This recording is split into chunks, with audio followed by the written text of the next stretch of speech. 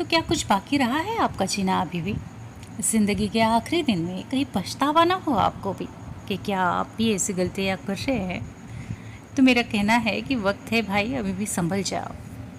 Well, तो today I am talking about one Australian nurse. Her name is Bronnie Ware. Well, she is the author of a book named Top 5 Regrets of a Time. यानी कि आपके अंतिम समय के 5 पछतावे.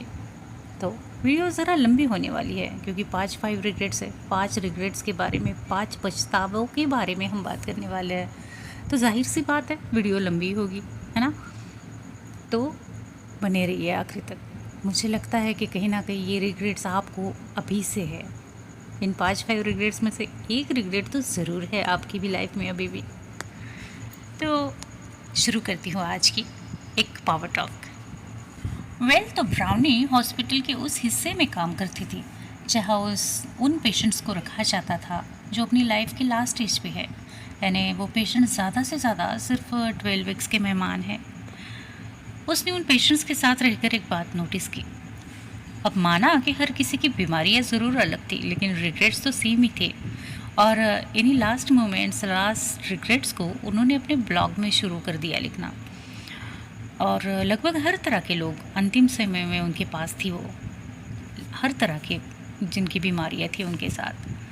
Brownie के blogs ना बहुत फेमस हुए, तो फिर उन्होंने टॉप 5 स्ट्रेटजीज़ पर बुक लिखना शुरू कर दिया, जो कि उनकी बुक बेस्ट सेलर में से भी एक रही थी.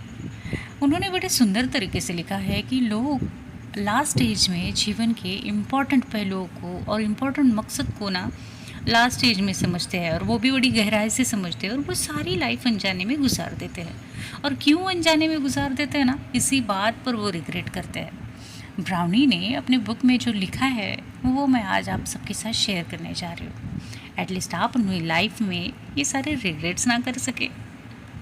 तो शुरू करते हैं फर्स्ट रिग्रेट से. रिग्रेट नंबर 1 कि काश मैंने अपनी लाइफ अपने हिसाब से जी होती और ये परवाह करे बगैर कि लोग क्या सोचेंगे. हर उस मरते हुए इंसान के मन में एक रिग्रेट था कि वो पूरी ज़िंदगी सिर्फ सोचते रह गए कि लोग क्या सोचेंगे, और कभी अपने मन की उन्होंने की ही नहीं. वहाँ मत जाओ, लोग क्या सोचेंगे. ये कपड़े मत पहनो, लोग क्या सोचेंगे. ये मत करो, लोग क्या सोचेंगे. वो मत कहो, लोग क्या कहेंगे.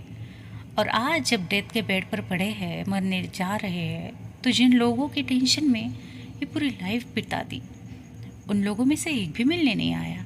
कुछ लोगों ने अपने लव, अपने या फिर अपने मनपसंद पार्टनर से शादी तक नहीं की कि लोग क्या सोचेंगे.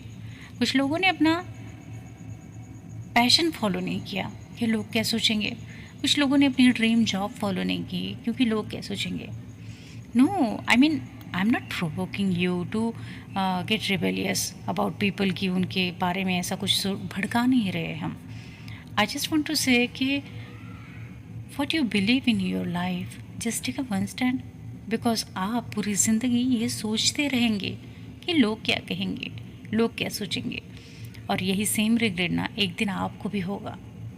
सो अपनी लाइफ को अपनी मर्ज़ी से जियो यार, क्योंकि लोग क्या कहेंगे, लोगों की सोच तो आपकी सिचुएशन के अकॉर्डिंग बदलती रहती है ना.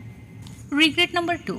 ये रिग्रेट ज़्यादातर मेल को थी कि काश मैंने इतना काम ना किया होता. काश मैंने अपने स्पाउस के साथ या फिर अपने पेरेंट्स के साथ थोड़ा और टाइम बिताया होता, या फिर मैंने अपने बच्चों को बड़ा होते देखा होता. यहाँ ऑथर ब्राउनी का ये मतलब बिल्कुल भी नहीं है कि काम मत करो या हार्ड वर्क मत करो.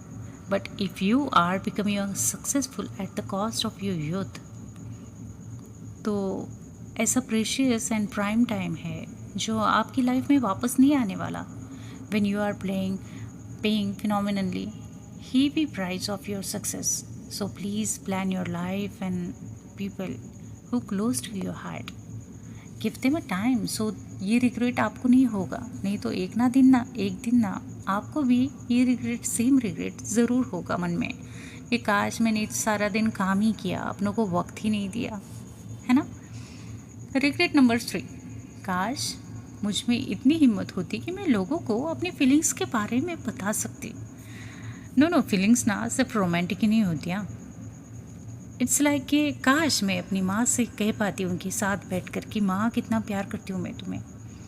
काश मैं पापा से बोल पाते कि पापा आप मेरे लिए सब कुछ हो। और काश कि मैं भाई से बोल पाती कि तू जान है मेरी। हो सकता है कि काश मैं अपने कज़न्स को भी बोल पाती थी कि क्यों साथ नहीं दिया उस टाइम पे मेरा, क्यों दिल दुखाया आपने। या फिर मैं मिस करती हूँ तुम सब लोगों को। या फिर किसी ऐसे के साथ खड़े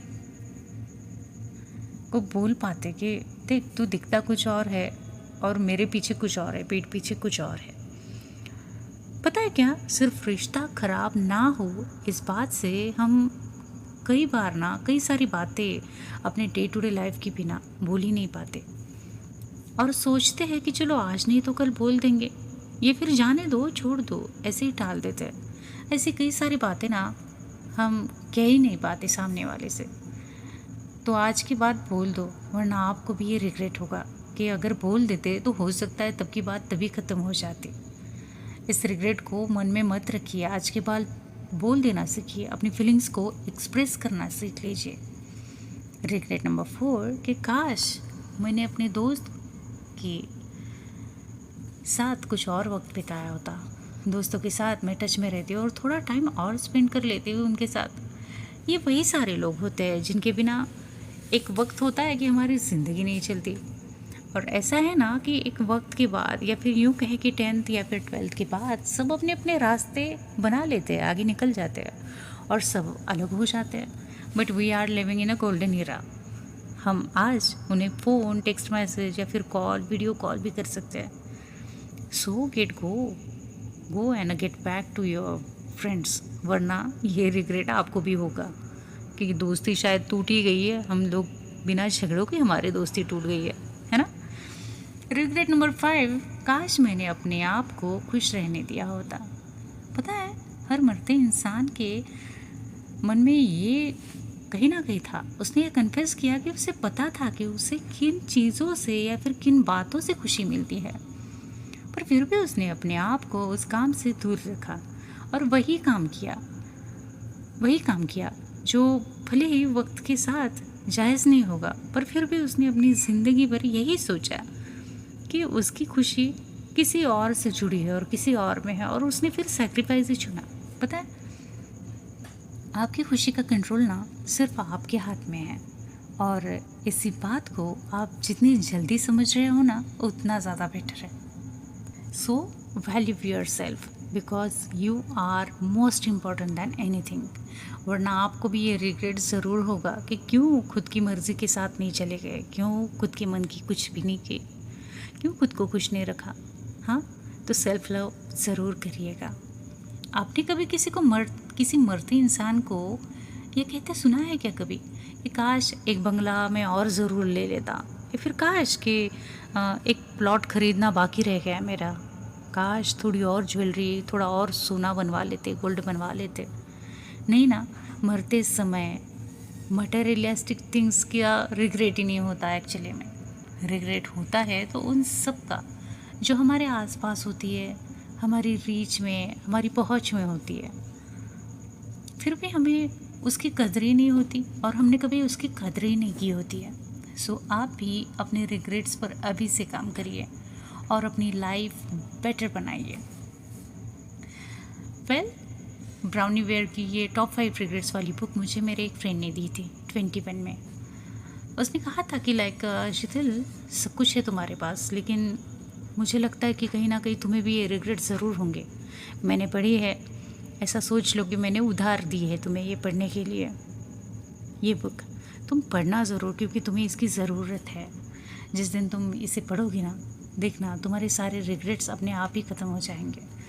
और सच है, मैंने वो नॉवेल पढ़ी भी और मैंने तब से ये सारे पॉइंट्स निकाल के रखे थे। सोचा था कभी मैं सबके साथ शेयर करूँगी।